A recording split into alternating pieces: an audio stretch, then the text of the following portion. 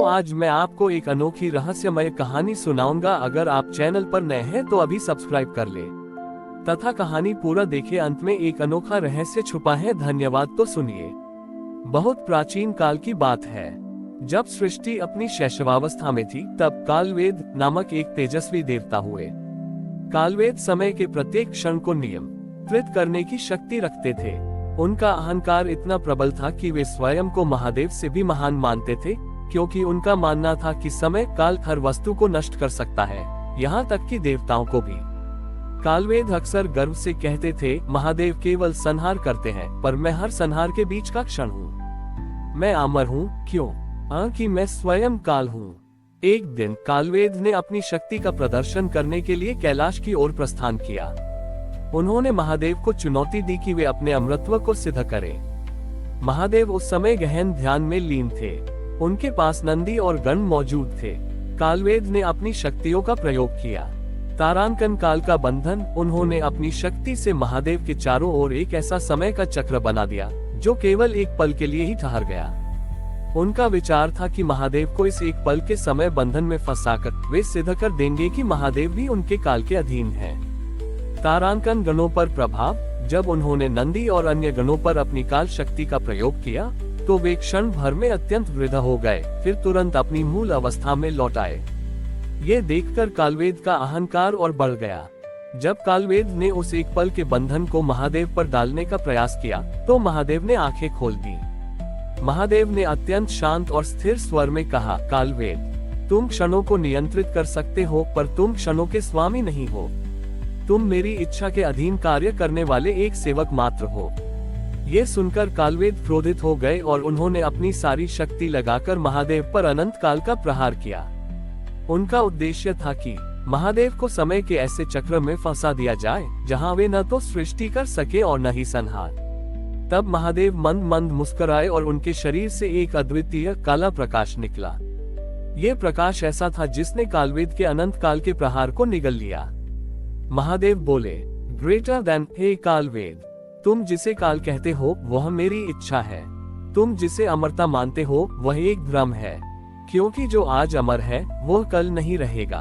सच्चा अमरत्व तो उस काल के भय से मुक्ति में है जो मुझ में समाहित है। ग्रेटर देन, ये कहकर महादेव ने अपने तीसरे नेत्र से एक क्षण के लिए दृष्टिपात किया। उस दृष्टिपात से कालवेद को हजारों युगों का अनुभव एक साथ हो गया। उन्होंने देखा कि कैसे महान से महान साम्राज्य समय के हाथों धूल बन गए, कैसे देवता आए और चले गए, और कैसे अंत में केवल शून्य बचा। कालवेद ने महसूस किया कि वह स्वयं भी उसी समय के चक्र में फंसा हुआ है, जिसे वह नियंत्रित करने का दावा करता था। उनका अहंकार टूट गया। उन्हें ज्ञान हुआ कि महादेव स्वयं महाकाल हैं, जो समय के प्रारंभ और अंत से परे हैं। कालवेद ने भयभीत होकर महादेव के चरणों में समर्पण किया। महादेव ने उन्हें क्षमा करते हुए कहा, जाओ कालवेद, अपनी शक्ति का उपयोग क्षणों को नष्ट करने में नहीं, बल्कि जीवन के मूल्य को समझने में लगाओ।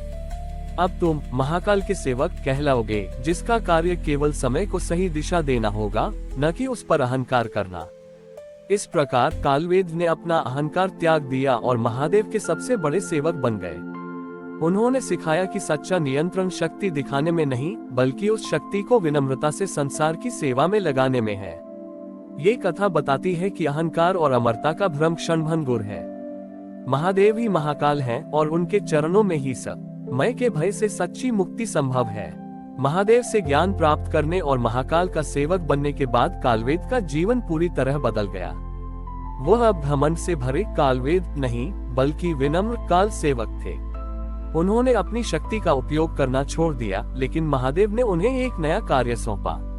महादेव ने कहा, काल सेवक, अब तुम समय को बांधोगे नहीं, बल्कि उन लोगों को क्षणों का दान दोगे जो जीवन का मूल्य नहीं समझते।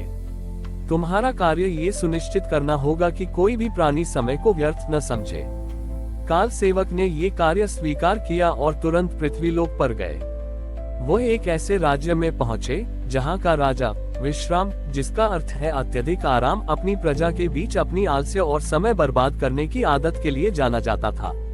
राजा विश्राम का मानना था कि उनके पास असीम धन और असीम जीवन है, इसलिए उन्हें कोई जल्दी नहीं है। वह अपने दरबार में घंटों मूर्खतापूर्ण मनोरंजन में छोटी ईंट आते और राज्य के महत्वपूर्ण निर्णय टालते रहते थे। काल सेवक ने एक अति वृद्ध सन्यासी का वेश धारण किया और राजा के दरबार में पहुंचे। तारांकन समय का रहस्य। सन्यासी काल सेवक ने राजा से कहा, हे राजन, मैं आपको एक दुर्लभ वस्तु भेंट करना चाहता हूँ जो आपके जीवन को सार्थक कर देगी। ये कहकर उन्होंने एक अति साधारण खाली मिट्टी का घड़ा राजा को भेंट किया। तारांकन पहला क्षण। राजा ने उपहास किया। तब सन्यासी ने कहा, ये घड़ा क्षणों से भरा है। हर क्षण जो आप व्यर्थ करते हैं वह इस घड़े से पानी की तरह रिसता रहता है। जब ये घड़ा खाली हो जाएगा तो आपका समय समाप्त हो जाएगा। तारांकन भ्रम का टूटना। राजा ने घड़े को जांचने के लिए उसमें एक कीमती हीरा रखा। अगले ही पल हीरा मिट्टी के कणों में बदल गया। ये देखकर राजा चौंक गए। सन्यासी ने समझाया, राजन, आपकी आलस्य के कारण इस घड़े में समय का क्षय इतनी तेजी से होता है कि यह भौतिक वस्तुओं को भी ठहरने नहीं देता। राजा को अपनी गलती का एहसास हुआ। उन्होंने उस घड़े को अपने शयन कक्ष में रखा और हर पल उसकी निगरानी करने लगे। डर के मारे कि कहीं घड़ा खाली न हो जाए, राजा विश्राम ने अपने आलस्य को त्याग दिया। तारांकन उन्होंने वर्षों से टले हुए राज्य के महत्वपूर्ण निर्णय तुरंत लिए। तारांकन उन्होंने अपने खजाने का उपयोग गरीबों और किसानों की मदद के लिए किया।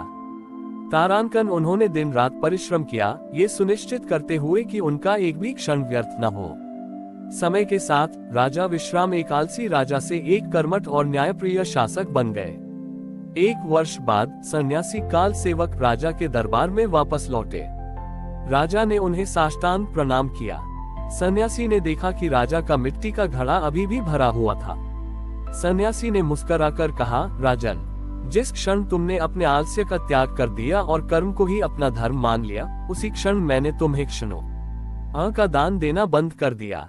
क्योंकि जिसने समय का मूल्य समझ लिया उसे काल का कोई भय नहीं रहता। तुम्हारा घड़ा इसलिए भरा है क्योंकि अब तुम समय को व्यर्थ नहीं करते बल्कि उसे अर्जित करते हो। राजा विश्राम ने उस घड़े को विनम्रता और कर्म के प्रतीक के रूप में हमेशा अपने पास रखा और उनके राज्य में फिर कभी आलस्य या समय की बर्बादी नहीं हुई। इस प्रकार काल सेवक ने महादेव के उपदेश का पालन करते हुए समय को नियंत्रित करने के बजाय लोगों को समय के महत्व का पाठ पढ़ाया। अंतिम संदेश। सच्ची अमरता जीवन की अवधि में नहीं बल्कि क्षणों के सदुपयोग और निरंतर कर्म में है। महाकाल के सेवक ने सिखाया कि बीता हुआ समय ही सबसे बड़ा दान है। हमारी और भी आध्यात्मिक एवं अनोखी कहानियां देखने के लिए हमारे चैनल पर जाएं तथा धार्मिक एवं पौराणिक अनोखी कहानियां हमारे चैनल पर है।